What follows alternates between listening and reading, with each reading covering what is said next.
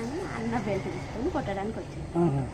నా షాపుని కొట్టకరా, నేను కొట్టినా కొట్టుకుంటా, పెట్టినా పెట్టుకుంటా, నా షాపు మీద నువ్వు చెయ్యొద్దు అనేసి దొబ్బాడు. దొబ్బినా కూడా ఆగలేదు అన్న, మనోజ్ అని ఆగలేదు. దానివల్ల ప్రసాద్ దెబ్బ కొట్టిండు. అన్న సార్ ఏంటంటే కొట్టొద్దు నా షాపు, నేను భయం పెట్టుకుంటా, కొట్టకురా అన్నాడు.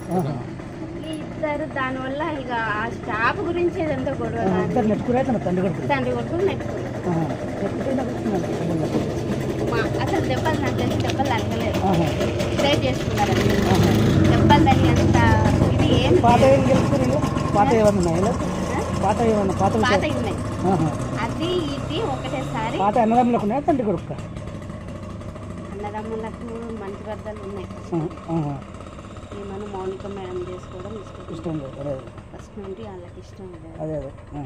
దానివల్ల కొంచెం వాళ్ళు ఫస్ట్ నుండి డిస్టర్బెన్స్ ఆ విషయం మీద.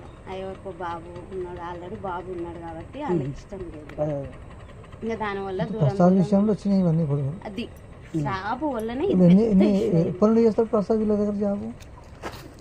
ప్రసాద్ జాబ్ వాడు 6 సంవత్సరాలు 4 సంవత్సరాలు ఇక్కడ హైదరాబాద్ కాదు సార్ దగ్గర. ఇంట్లో ఎవరెవరు ఉన్నారు?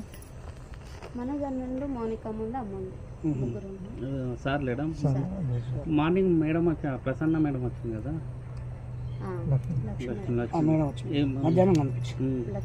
అంటే ఏమన్నా సంజాయించిందా లేకపోతే చెప్తుంది ఇంకా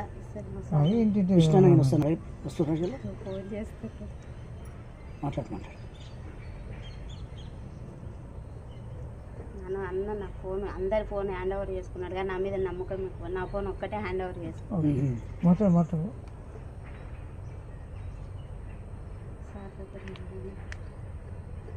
ఎన్ని గంటలకు అయింది? నైట్, శనివారం నైట్. అంతేనా? ఇక్కడ ఇంకా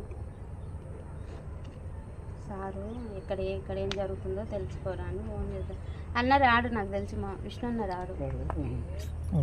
కానీ ఈయన భయం ఏంటంటే, విష్ణు అన్న ఏంటంటే సారు మీద చెయ్యి వేసినా ఎవరన్నా ఏమన్నా అన్న ఒప్పుకో, ప్రాణం తండ్రి కొడుకు పెద్ద కొడుకు చెయ్యేసిండు.